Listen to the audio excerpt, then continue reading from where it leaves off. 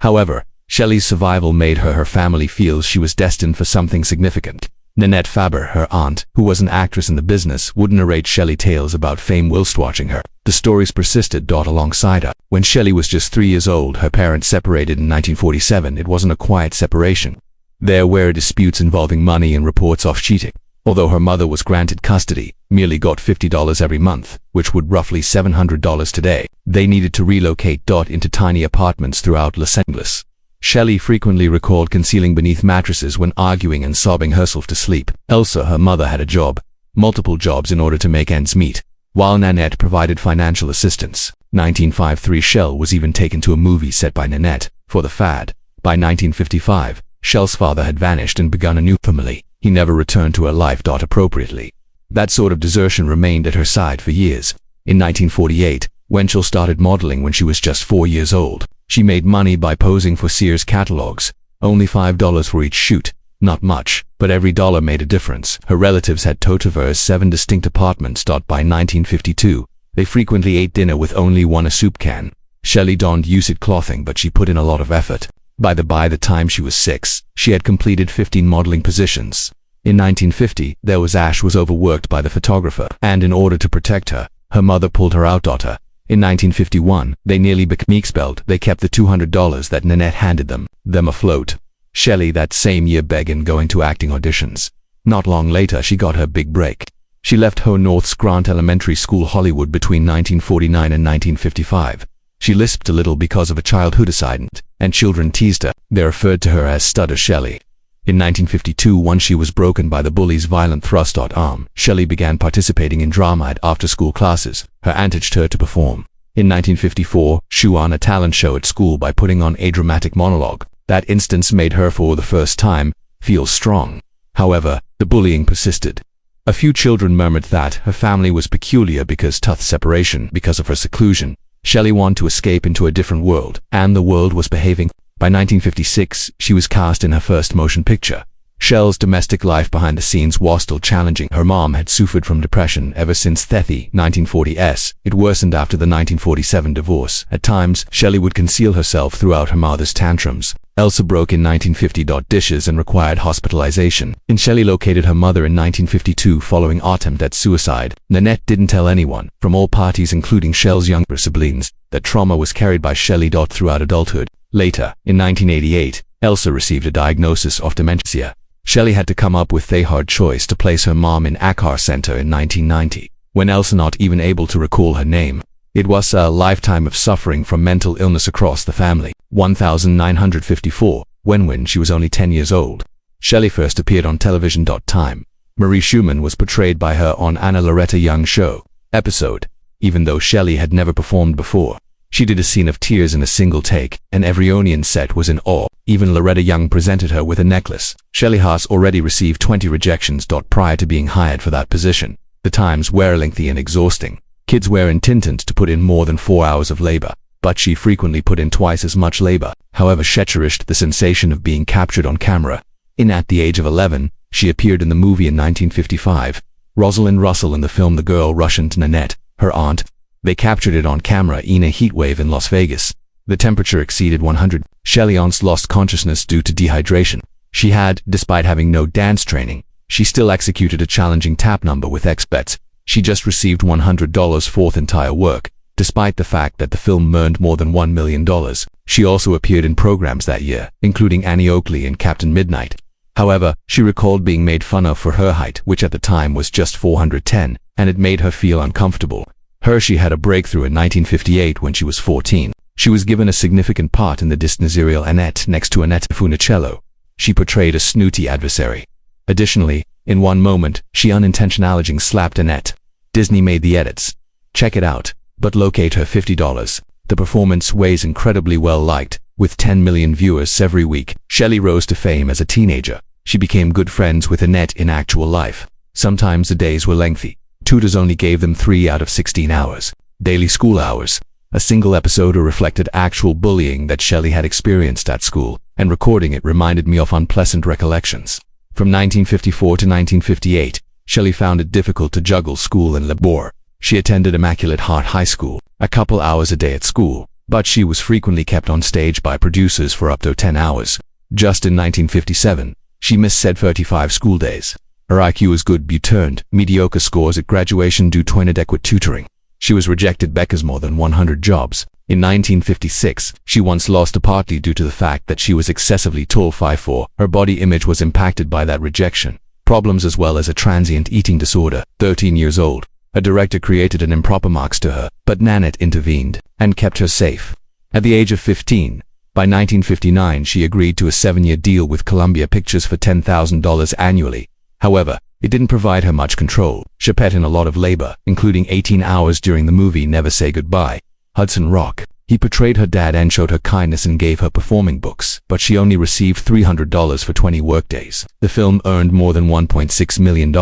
It was the first time she had ever given how unjust the company may be. In 1958, everything was altered once more when she appeared as Mary on the Donna Reed Show. Stone. She continued to appear on the show till 1963, with about 163 episodes shot. The show received up to 20 million views. Weekly viewers. Shelley performed the ideal daughter on television, but in reality she was quiet and reserved in life. The task days were lengthy, frequently lasting 12 hours, and Shelley out on typical adolescence. She recorded the song Johnny in 1962, Angel, which rose to the top of the charts and sold 1 million copies or more. A single episode it was, broadcast in October 1959, generated a lot of conversation. Her character looked after Archibald and faced difficult decisions. A few people assumed it was a reference to a teenager. Pregnancy. And more than 500 parents complained to the network. Demonstrators Vin made an appearance in the studio. Just 16 years old at the time, and subsequently fat, she learned how quickly things might explode in the press. She and Shelley Paul Peterson, her co-star Wolf Camara, we were close buddies. Brother. In between scenes, she even tutored him. Both of them graduated from a studio in 1962, university school. However, they never visited an actual university. There are decades passed during the friendship. However, in July one of the producers shouted on the 15th of 1960 over a broken prop on the set. That day brought home to Shelley the intensity of the even teenagers may experience pressure. Shelley was only 18 at the time her life was altered by an unforeseen circumstance. In February 1962, she made a song available that burst when Johnny Angel was called. Although she previously acknowledged that she was not able to sing, the next season of the show will air. We'll have you, Paul and I each sing a song. Even so, the song peaked at number 1 on the Pro 7th's Billboard Hot 100 and spent 2 weeks there. More than 1 million copies were sold. Shelley had written down it in late 1961, when she was not yet on the Donna Reed Show, performing. Even the song was lip-synced during one of the fans and episodes adored it. Behind the scenes, she had assistance from some of the top musicians in the industry, such as Carol Kay on guitar and Glenn Campbell on bass. But nobody anticipated that it would turn into anthem for teenagers. In Canada, the song likewise peaked at number 1. And AMC in the UK, number 41. It caused Shell to heaven. She was amazed at how renowned she became. Later in the year, she published A Johnny Loves Me as a sequel. It proceeded with the narrative, this time using the Johnny is loving a girl. The tune did not achieve the same levels of success as the initial one, but it managed to number 21 on the US charts. Shelley continued to balance her TV duties when songs are being recorded, and the pressure began to exhaust her. Her tone became, despite being exhausted, she persevered. In the same year she published her debut simply called Shelley, the entire album. It was released in June 1962 and included her popular song in addition to other songs she recorded in late-night sessions. She even did a duet with Paul Peterson. A jazzy vibe was present in a few of the tunes, which was out of the ordinary for a teenage idol. Even despite her inability to speak clearly, she threw herself into it. However, 1962 wasn't limited to music. Her historical attempted to increase her level of fame by fabricating a romantic relationship between her and Fabian Fort, the pop singer. Shelley and Elvis Presley co-starred in Happy Girl. Her character was Valerie, a college student stranded on a beach. The film was released in April and earned more than $3 million. People started speculating about a potential real-life relationship between her and Elvis as a result of the intensity of some of these scenes. Shelley recently wedded music producer Lou Adler the previous year, 1964, but fans continued to conjecture. Later, Shell stated Elvis was courteous and pleasant. However, the rumors continued. The subsequent she starred in Hold On in 1966 with the Hermits of Herman. While a rapid-fire dance sequence her out, the mishap was humiliating that resulted in derogatory remarks toward her body. It caused her great pain and made her talk about the pressure women face in private. Encountered in Hollywood. In the same year, she also starred alongside Elvis in Spin Out. Once more, 1967 saw them complete their third Let's film together. Shelley performed Aladi, who initially pursued wealthy guys, but ultimately discovered true love. She had to become proficient in go-go dancing for the part, which required 12-hour practice sessions. The set was occasionally rowdy due to admirers snooping around in and taking pictures without permission. But according to Shelley, Elvis always attempted to keep her safe. In 1968, she assumed a significantly time to sing a more somber role. It revealed a negative aspect of celebrity and demanded that she go deeply into her emotions. She even had panic episodes and visited a therapist while filming. Though the film didn't earn much money, it demonstrated her ability to play serious roles as well. In the same year, Shell's union with at last Lou Adler stopped. They possessed it split up years prior, about 1966, but did not get divorced until December of 1980 later. Shelley stated that Adler's alleged infidelity with others she was devastated by renowned women. It took place when her career was still in its infancy, expanding, and the psychological cost persisted. She never had kids, something she didn't often discuss. A few thought that health problems might have been a fun. She got married after her divorce.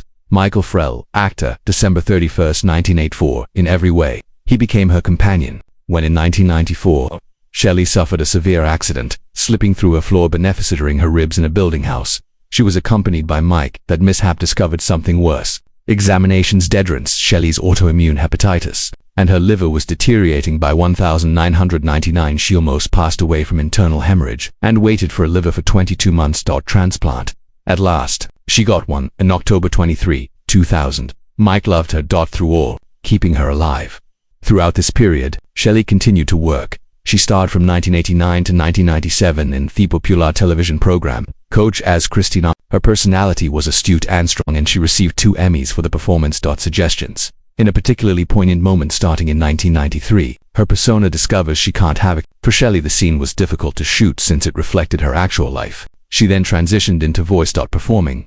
She provided the voice of Superman's adoptive mother, Martha Kent, in the anime series. It was silent, but significant function, and it arrived at when her health allowed her to work on screen as well. Challenging voice work, she said, was a godsend, since it allowed her to continue acting when she was recuperating. She came back, finally, in the animated movie from 2006 Brainiac Attacks by Superman. She was that last acting position. She was 62. Following that, she stopped performing and centered on health and production. Her union with Mike Frelendard. Everything. Additionally, by 2025, they having spent 41 years together, Shelley claimed that he was her refuge, the person who helped her get by when all else seemed unattainable. However, she had never haven her own children. She turned into Mike's children's stepmother and poured her heart into promoting organ awareness, Alzheimer's, and donating after losing her mom in 1992. In 1994, Shelley Fabares was experiencing what been a typical day at home. But there was some building going on. However, the floor underneath her then collapsed. Sheffel forcefully threw damaged floor joists and came crashing down so hard that she broke each rib on her left side of her physique. They hurried her to the hospital, severely injured and hardly capable of make a move.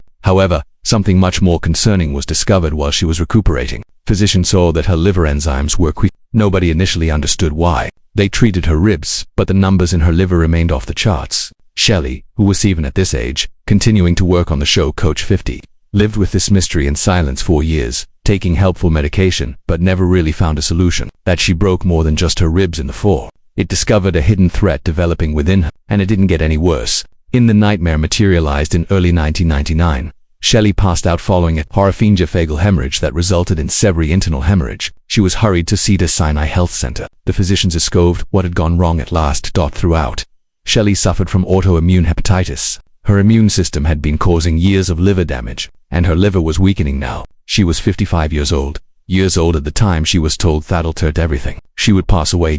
Without a transplant of the liver, there were nothing else to do. Her physicians, such as she was cautioned by Dr. John Verling that one more bleed might be her death. That horrifying incident was closely related to let's go back to the 1994 warning signs. Shelley claimed that she was quite ill, all too weak to work at the moment. She was dead in April to the transplant list 1999. Being aware that more than 50% often live long enough on that list in order to obtain a new organ, the timepiece had begun to tick. As the days became, Shelley waited and waited for months, from 22 months. From April 1999 to October 2000 passed. At the time, she hardly had any ability to move. Although she was 56, she had the impression of being decades older. Most of the time, she slept since her body just couldn't remain conscious. Occasionally she would awaken with extreme thirst, but was unable to move to the kitchen at all, for water. It seemed like she was there at all times, was borrowed time. Her physicians continued to pointing out to her how hazardous another bleed might be. She was constantly afraid. Even her pager made things more stressful. Inaccurate alarms from incorrect figures caused her to consider, and there may be an organ available, but only for her. Wish to crash once more. She and her Mike Farrell, an actor, and his husband attempted to remain composed, but within the emotional the strain was intolerable. Both of them were aware prior to a transplant how many people pass away whenever it occurs. The days passed slowly, full of doubt, worry, and tiredness. Afterward, on October 23, 2000, the phone call came at last. There was a liver. They hurried Shelley into surgery. Her life was saved by a transplant, although it almost killed her as well. Immediately following the procedure, her body was assaulted by severe infections. She faced the potential of her cell to accept the replacement liver and additional potentially fatal complications. The physicians kept an eye out for any indication of she had a weakened immune system. Her body was weak and exhausted. Even despite having survived the procedure, she was still in danger. Mike assisted her with everything, taking a shower, eating, strolling. The diseases nearly take her own life once more, and recuperation took all she had left. She had survived, however. She had changed. The encounter departed. It would leave a permanent mark. Years in 1992, Shelley had already experienced yet another severe heartbreak. Her Elsa, the mother, had died from Alzheimer's after overcoming it for 9 years. Elsa had previously pledged that she would never endure such as. However, when the moment arrived, she had forgotten the pledge. Shelley discovered its lines from her mother's items following her passing. The suffering of observing Elsa's gradual disappearance turns Shelley into a supporter. In actuality, she was already the national representative for in 1988, the Alzheimer's Association Evan Biffer. To her mother's passing, she conversed with Congress 4 times between the late early 1990s and 1980s. She assisted in racing, spent millions on research, established ANCSU Northridge's Alzheimer's Center in 2000, and continued to advocate for caregivers in households similar to hers. Shelley frequently acted that she was afraid of receiving illness as well. However, she clung to hope that a remedy was on the way. That job provided her with a feeling of direction, something to cling to as she mourned. In 1992, the year that her mother died, Shelley published The Giving Care, Taking documentary Take Care. It revealed the agonizing reality of taking care of an Alzheimer's patient. It contained actual family stories confronting the disease, including her own. She sobbed while speaking on camera. Regarding her mother's deterioration. Other in the movie, caregivers revealed their everyday hardships, putting in safety locks, deciding between care and employment, feeling powerless. Shelley acknowledged that despite her best efforts, it never seems plenty. The movie demonstrated how Alzheimer's flips everything on its head. Down. The parents were children. Everything was different. The documentary helped countless numbers realize they weren't be itself, because it generated much needed consciousness around the nation.